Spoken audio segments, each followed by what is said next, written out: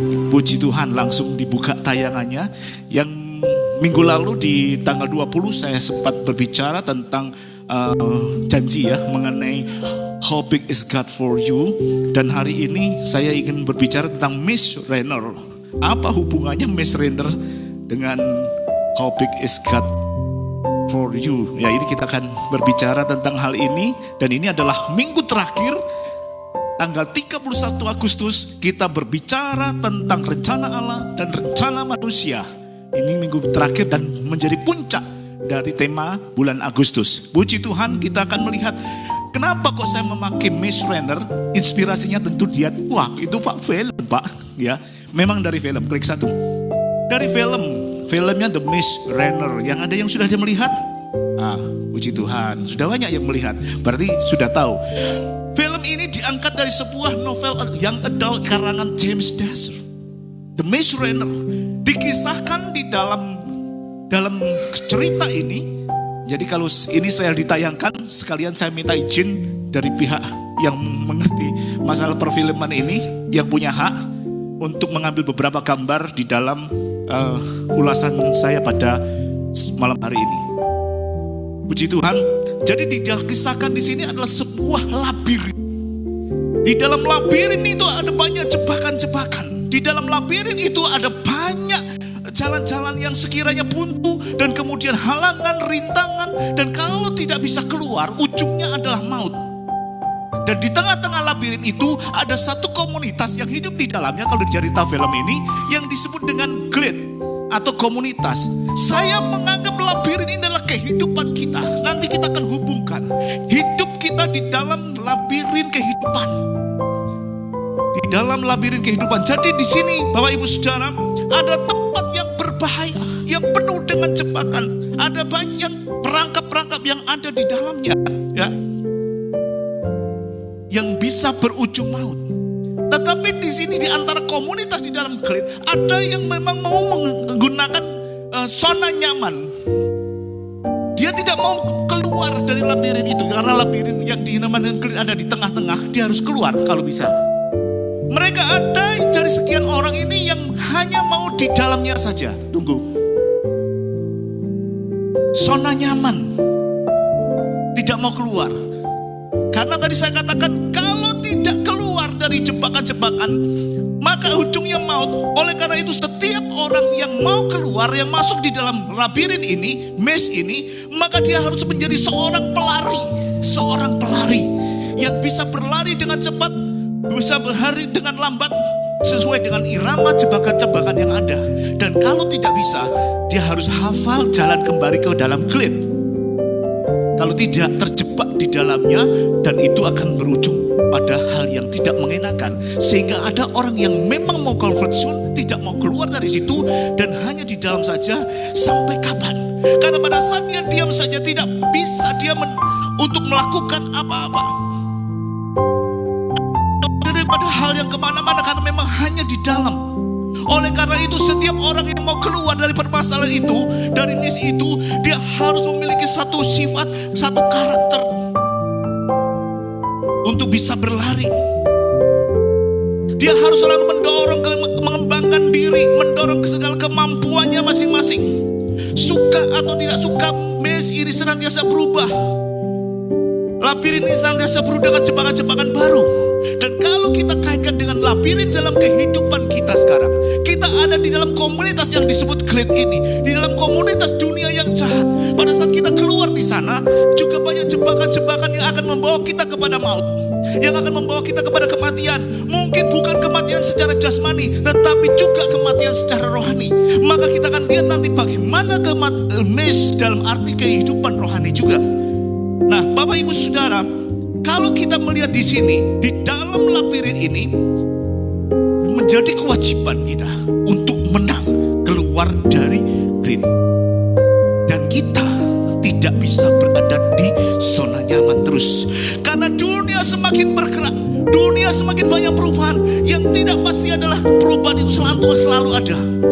Ya, yang pasti perubahan itu selalu ada, maksud saya begitu. Jadi kalau kita tidak bergerak, kita akan ketinggalan. Bahkan kalau kita ketinggalan, kita akan ditinggal oleh dunia juga.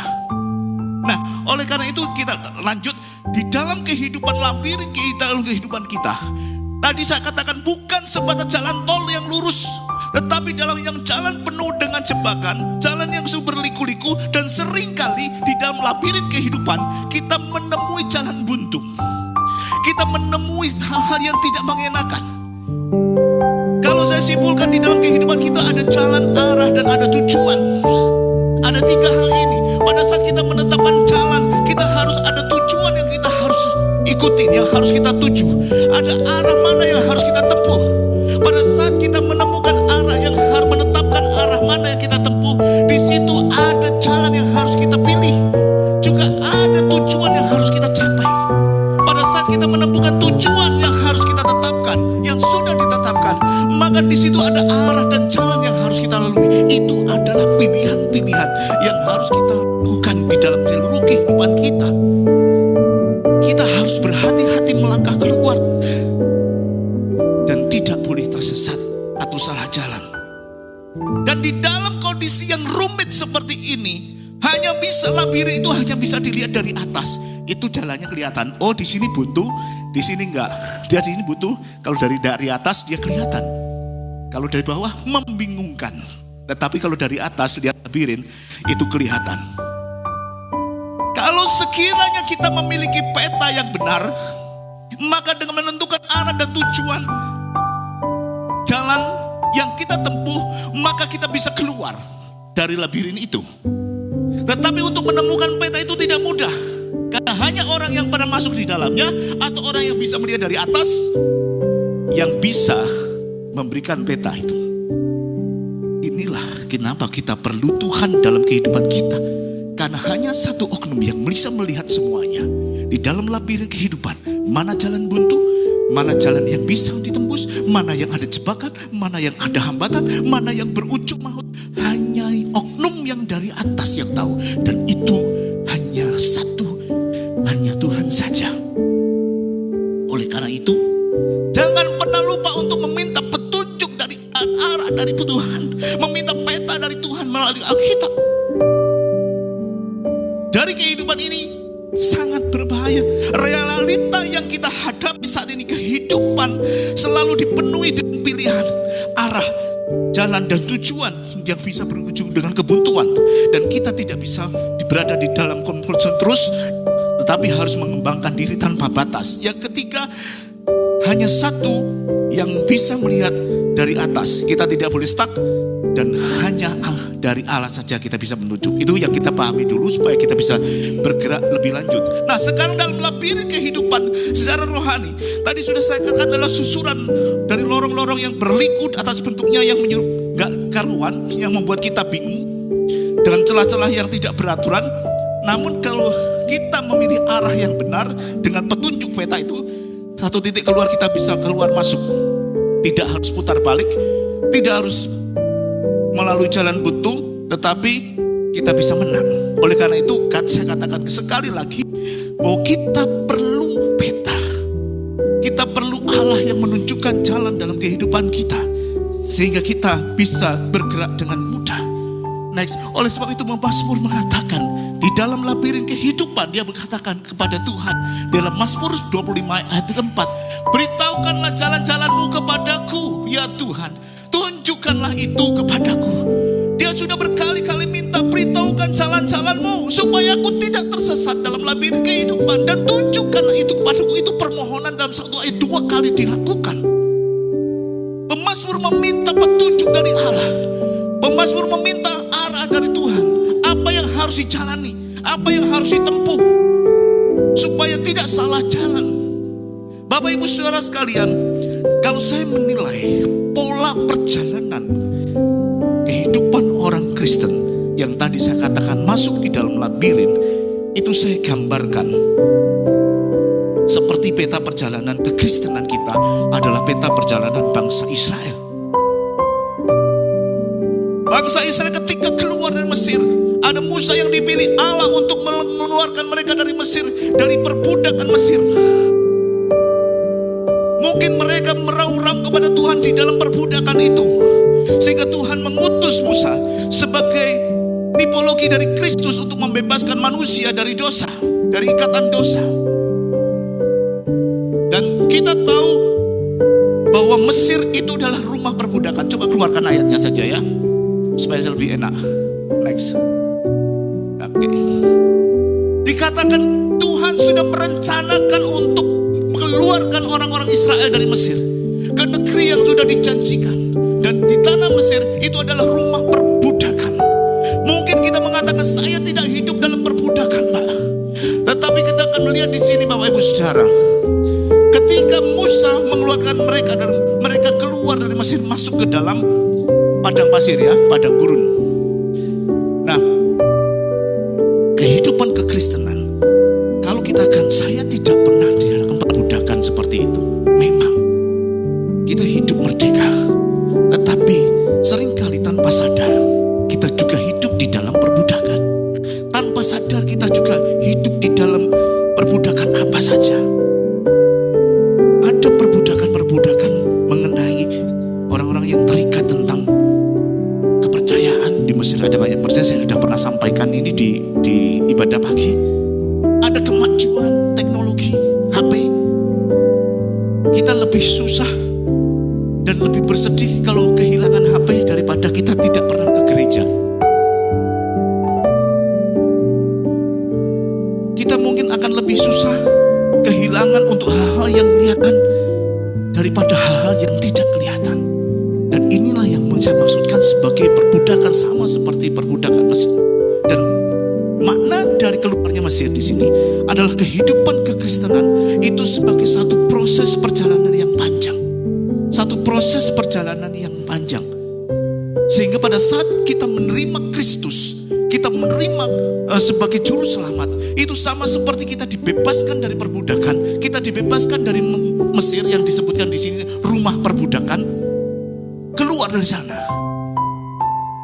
Seringkali kita menjadi salah arah karena pada saat keluar dari Mesir itu masuk ke padang pasir, padang gurun.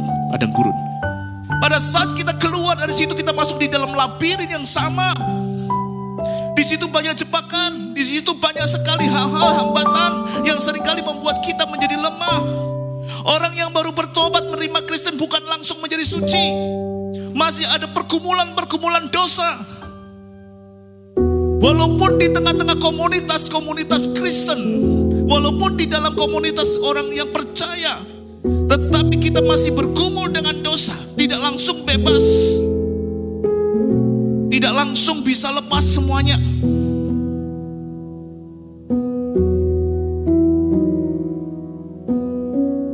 Kita masih bergumul dengan hal-hal itu, sehingga kita perlu senantiasa bisa keluar. Padang gurun itu sama seperti dengan adalah pemurnian, tempat pemurnian dan pembaharuan dalam kehidupan kita. Kita diproses di dalamnya, sama seperti bangsa Israel yang masuk di dalam labirin, diproses di dalamnya, sehingga yang tidak lulus satu generasi, mereka tidak bisa meninggalkan kehidupan lama di Mesir. Itulah sebabnya Bapak Ibu Saudara, kita perlu peta petunjuk yang dari Tuhan. Karena di dalam masuk ke padang gurun ada banyak hal yang kita hadapin. Kita masuk di dalamnya. Mengapa harus masuk ke padang gurun? Kenapa kok Tuhan tidak langsung membawanya langsung masuk kepada Kanaan? Kenapa kok langsung harus masuk ke padang gurun? Tadi saya katakan itu adalah tempat pemurnian kita, tempat pembaharuan kita. Karena pada saat kita menjadi Kristen, kita tidak langsung suci. Kita melalui proses penghidupan untuk berubah menjadi karakter Kristus. Bukan rupa kita yang berubah, tetapi karakter kita yang harus dirubah. Mengapa perlu padang gurun? Karena padang gurun penuh dengan misteri. Tiba-tiba ada padang pasir yang harus menghabis. Ada badai pasir. Kalau kita pasang badai pasir tiba-tiba menyerang, itu adalah salah satunya. Belum lagi ada binatang buas. Ada banyak kesulitan, mungkin ada penyamun di padang gurun. Dan yang jelas adalah kesulitan makanan minuman. Minuman menjadi barang yang sangat berharga. Belum lagi mengenai cuaca ekstrim. Antara suhu siang hari dan malam hari yang perbedaannya sangat drastis. Malam bisa minus sampai 30-40 derajat malam. Siangnya plusnya juga tinggi banget. Itu adalah risiko dan jebakan dalam labirin kehidupan padang pasir. Terus kenapa Tuhan membawa mereka ke padang gurun? Padahal tujuan Tuhan membawa mereka ke padang gurun adalah untuk beribadah kepada Allah. Tujuan Allah membawa orang Israel keluar dari Mesir adalah untuk menyembah Allah. Tetapi mengapa kok menjadi dalam kondisi demikian? Tuhan mau memimpin.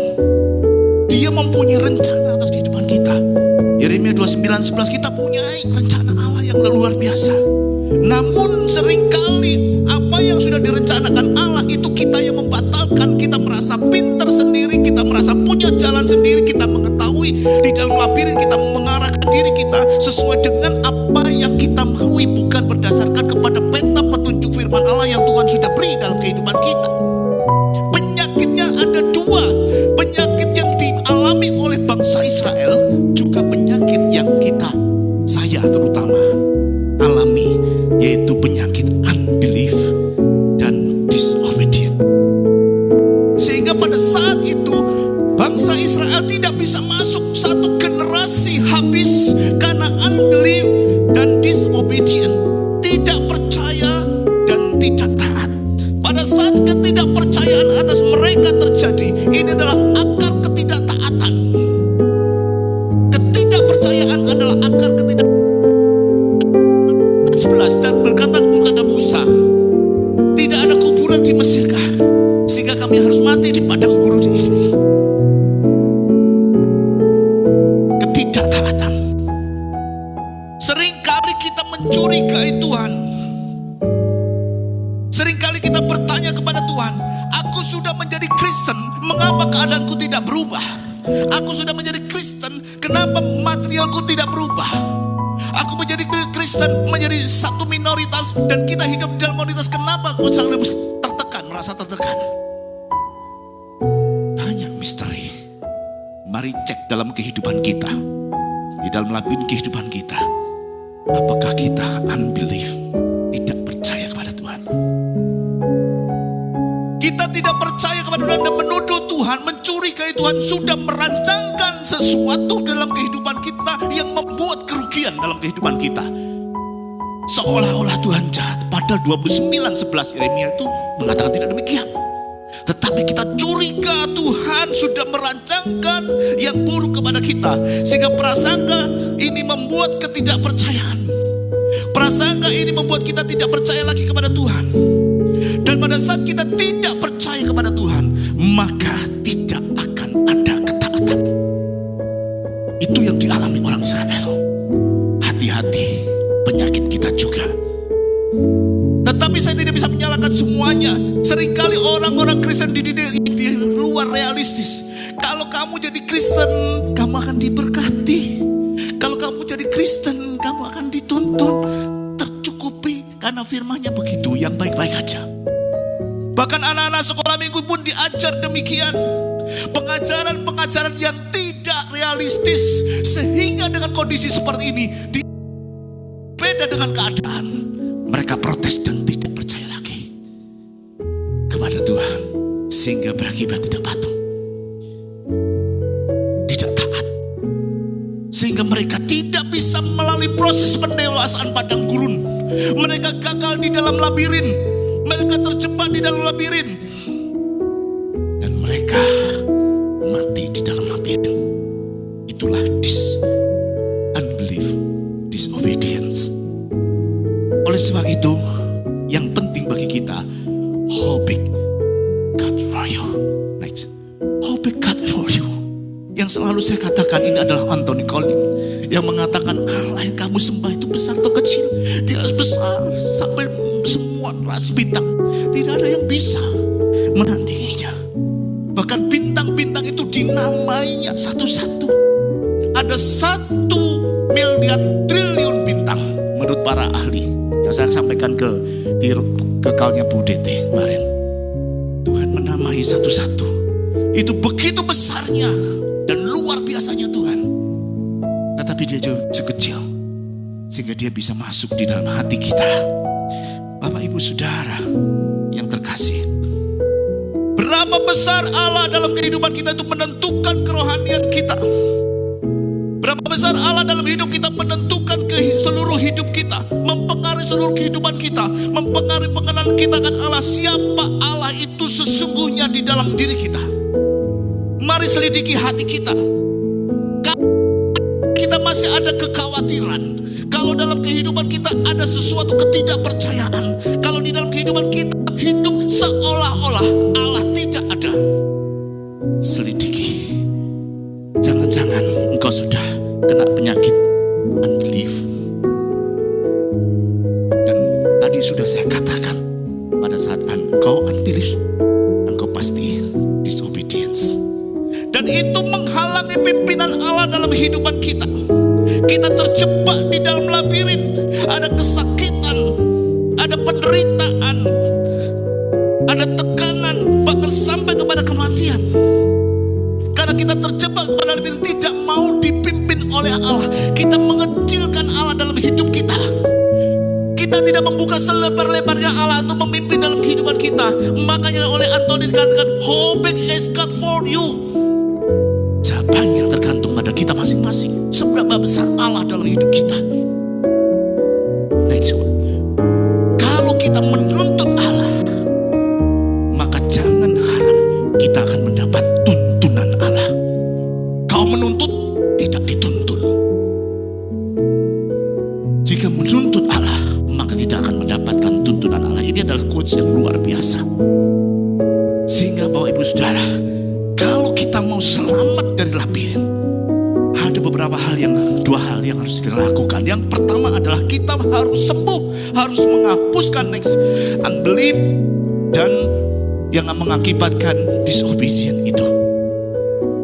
Tuhan itu seberapa besar dalam kehidupan kita. Kita sendiri yang mengasih porsi itu kepada Tuhan. Bukan salah Tuhan, tapi kita memberikan porsi yang besar atau kecil kepada Tuhan. Mari kita contoh Paulus. Dia sudah mengatakan di dalam 2 Timotius 4:7, aku telah mengakhiri pertandingan yang baik, aku telah mencapai garis akhir, dan aku telah memelihara iman. Artinya Paulus memberikan porsi yang sebesar-besarnya bagi Allah untuk menuntun kehidupannya. Paulus memberikan kepada Allah. Padahal ada 8 hal yang luar biasa dimiliki Paulus, tapi dianggapnya semuanya sampah ketika dia menerima Kristus. Porsi itu diberikan. Tuhan yang menentukan arah dalam kehidupannya. Ayat yang lain, Amsal 3:5-6 dan Amsal 16 ayat 3 dibuka teks. Juga menunjukkan kepada kita, percayakan kepada Tuhan dengan segenap hatimu dan jangan bersandar kepada pengertianmu sendiri. Akuilah Dia dalam segala lakumu, maka Ia akan meluruskan jalanmu. Serahkan perbuatanmu ke Tuhan, maka terlaksana segala rencanamu. Bapak Ibu Saudara, kalau kita mau memberikan sebesar-besarnya porsi kepada Allah, percayakan kepada Tuhan semuanya. Jangan bersandar kepada pengertianmu sendiri, kepada kepandaianmu sendiri, kepada apa yang kamu miliki sendiri. Tetapi sepenuhnya kasih Tuhan porsi yang sebesar-besarnya dan serahkan perbuatan kepada Tuhan, maka terlaksana. Ini kok rasanya membingungkan. Ada rencana Allah, ada rencana manusia. Yang atas rencana Allah, supaya berhasil dalam kehidupan kita, mempercayakan kepada Dia. Kok kita punya rencana? Memang Allah tidak pernah tidur.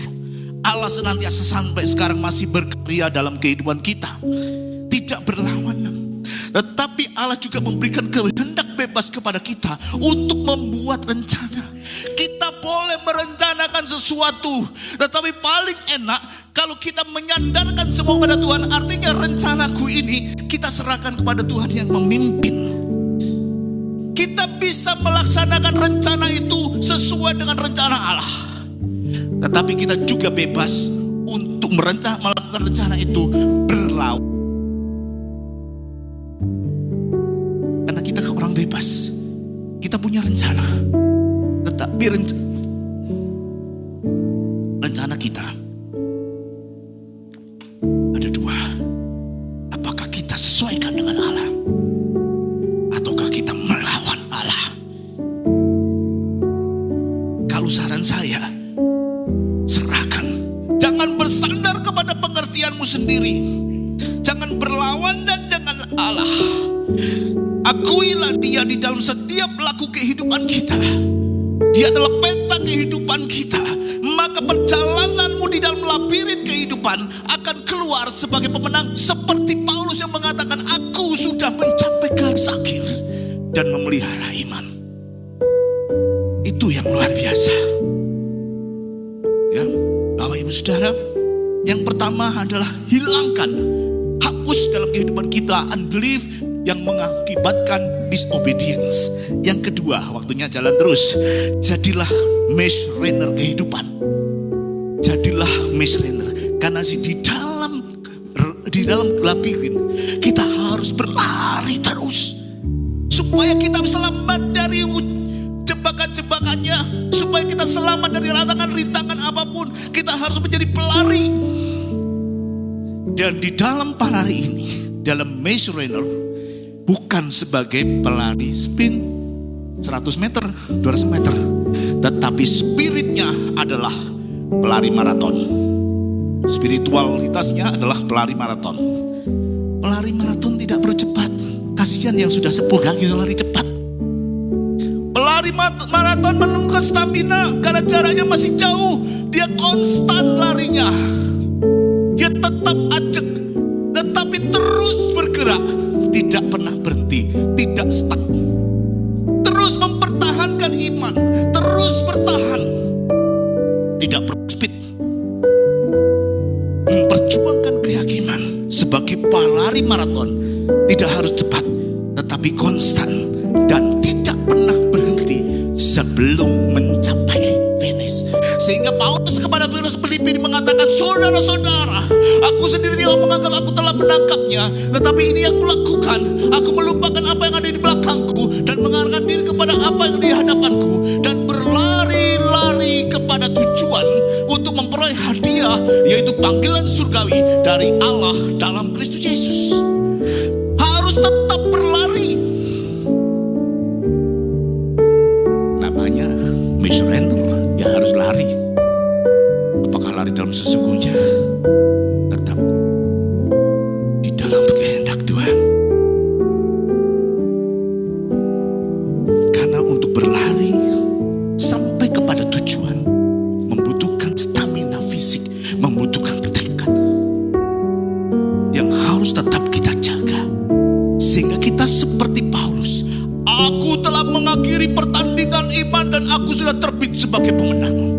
Artinya tujuannya adalah garis finish, kepada tujuan akhir kita, kepada panggilan surgawi dari Allah dan Kristus Yesus.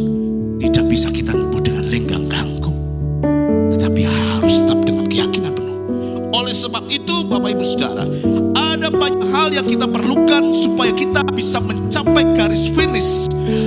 Yang kita perlukan yang pertama adalah tekad yang kuat. Next. Tekad yang kuat di dalam kehidupan kita. Banyak orang mengembangkan kekuatan jasmaninya dengan rajin olahraga untuk bisa bagus dan kuat. Saya ini sebenarnya olahragawan, terus kemudian kena penyakit hemoroid. Saya nggak bisa olahraga, selalu berdarah. Saya dulu push up dengan kaki di atas 100 setiap hari. Setelah operasi 2002, saya mulai olahraga lagi. Saya ambil tenis lapangan. Tetapi kemudian operasi tulang belakang, saya tidak jadi olahraga lagi. Aduh, banyak hambatan. Dan saya pengen juga olahraga lagi supaya badan saya semakin bagus. Sekarang sudah bagus, bukan six pack, tapi one pack. Bu Eti tadi mengatakan begitu, saya kasih contoh dulu. Tambah gendut ya Pak? Iya. Luar biasa ya. Kerja di ladang Tuhan tambah gemuk. Bapak Ibu Saudara, Yesus semakin besar, anak itu bertambah besar dan menjadi kuat penuh hikmat dan kasih karunia Allah. Allah ingin menunjukkan bahwa bukan kekuatan jasmani. Paulus sendiri menerjemahkan dalam 1 Timotius 4 ayat 8, latihan badan ini terbatas gunanya, tetapi ibadah itu berguna dalam segala hal karena mengandung janji baik untuk hidup ini maupun untuk hidup yang akan datang. Saya tidak mengatakan olahraga jelek, tetapi di dalam konteks kebenaran ini Allah menekankan kekuatan itu bukan hanya kepada kekuatan jasmani, kepada fisik jasmani, tetapi ada sesuatu yang lebih luar biasa yang sampai kepada kekalahan, mengandung hidup sekarang ini maupun yang akan datang. Oleh sebab itu sebagai pelari di dalam maze runner kehidupan, di dalam labirin kehidupan, harus memiliki tekad yang kuat untuk bisa mencapai tujuan, yaitu panggilan surgawi yang Tuhan sudah serahkan dalam kehidupan kita.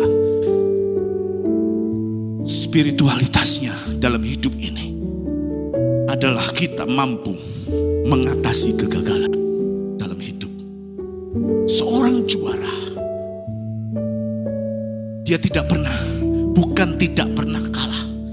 Seorang juara bukan tidak pernah jatuh. Seorang juara bukan tidak pernah dia terpuruk, tapi pada saat dia melakukan semuanya, dia bisa bangkit dan berlari lagi. Apapun halangan rintangannya, dia bangkit dan tetap tujuannya yang dicapai. Ada video yang menarik, tetapi saya nggak sampaikan. Oleh sebab itu, bagaimana dia mengatasi kegagalan di dalam labirin kehidupan untuk tetap bangkit dan tetap berfokus kepada tujuan? Itu adalah mental juara yang berani menghadapi kegagalan. Kedua, berani mengatasi keberhasilan. Karena keberhasilan itu yang kemarin saya sampaikan, orang jatuh itu pada saat di atas, dia lupa karena sudah menerima berkat-berkat Allah yang luar biasa, lupa kepada pemberi berkatnya. Dan yang ketiga adalah berhasil atau mampu mengatasi hal yang pahit. Seringkali tanpa kita undang, ada pembicaraan yang membicarakan kita, ada yang ngerasani dari belakang, dan seterusnya dan seterusnya. Hal-hal pahit itu kalau kita dengarkan meracuni seluruh kehidupan kita. Hal-hal pahit yang saya katakan tadi, suka gak suka kita mendengar, dan itu meracuni kehidupan kita. Pandangan-pandangan negatif orang, kritikan orang, masukan orang itu, dan seringkali adalah di dalam saudara-saudara seiman kita. Keluar telinga kiri, keluar telinga kanan, keluar masuk telinga kiri, keluar telinga kanan. Maksud saya begitu. Kalau kita melakukan itu semua, maka kita perlu untuk tetap minta petunjuk kepada Tuhan. Yang kedua adalah tidak atau semangat pantang menyerah. Seringkali kita mengalami keputusan-keputusan yang impulsif pada saat kita mengalami jalan buntu. Kita sering menyalahkan Tuhan, kenapa aku jalan buntu yang aku temui, kenapa aku terjebak di dalam kondisi seperti ini. Karena pada saat seperti itu kita mengambil keputusan bahwa Tuhan jahat, dia merencanakan sesuatu yang jahat dalam kehidupan kita. Saya sarankan responi seperti Abraham. Abraham dikatakan kamu keluar dari tanah Ur ke negeri yang kujanjikan. Di mana itu dia tidak tahu. Allah tidak punya kewajiban untuk memberitahukan rencananya kepada kita. Tidak punya kewajiban. Dan jika Allah memberitahukan rencananya kepada kita, tentu tidak semuanya secara gamblang diberikan kepada kita. No. Bagian kita adalah taat untuk melakukannya, percaya sepenuhnya, taat. Seperti Abraham saat keluar dari Ur. Dia keluar dari Ur, dia harus kemudian masuk ke negeri yang dijanjikan. Taat seperti Abraham. Pada saat kita melakukan seperti itu, maka kita akan lebih enak, Bapak Ibu Saudara. Rencana Allah dalam kehidupan kita sama seperti seorang bapak kepada anaknya. Sebagai bapak, saya merencanakan sesuatu walaupun anak saya gak mau. Anak saya gak mau bekerja di perusahaan di mana saya pernah atau di kabupaten yang saya pegang.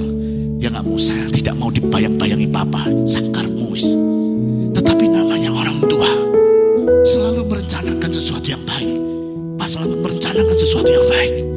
Dan rencana orang tua seringkali tidak diberitahukan kepada anaknya. Sudah menyiapkan ini itu, sudah menyiapkan materi, tidak diberitahukan. Seperti itu. Karena kalau diberitahukan kakek protes dan kakek moy, kan begitu ya. Sama. Kita juga sering berontak kepada Tuhan. Yang Tuhan maunya, nak,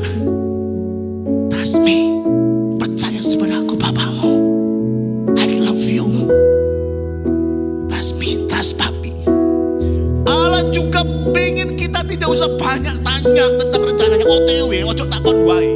Tetapi percaya penuh dan taat, itu yang membuat kita pantang menyerah, karena kita tahu rancangan Allah yang dahsyat dan luar biasa. Yang kedua, ketiga, fokus kepada tujuan dan harapan. Tadi sudah kita sempat bahas, melupakan semua di belakang kita, masa lalu kita, apa yang buruk, apa yang tidak berkenan kepada Allah, kita lupakan semua dan mengarahkan kepada pandangan surgawi, yaitu tujuan garis akhir, tujuan yaitu finish, supaya kita bisa mempertahankan iman sampai kepada akhirnya, sampai kepada kesudahannya. Kita bisa memperjuangkan itu, fokus kepada apa yang ada di hadapan. Cukup percaya kepada Dia, menjadi pelari maraton dalam kehidupan. Ayat yang terakhir saya akan bacakan sambil tim worship leader mempersiapkan sebuah lagu. Silakan tim worship leader. 2 Timotius 4 ayat 7. Aku telah mengakhiri pertandingan yang baik. Aku telah mencapai garis akhir, dan aku telah memelihara iman. Ini adalah fokus kepada tujuan. Jangan sampai kita kandas di dalam tengah jalan, di dalam labirin kehidupan kita gagal. Pada saat kita gagal, kita tidak bisa keluar. Kita akan mati di dalamnya.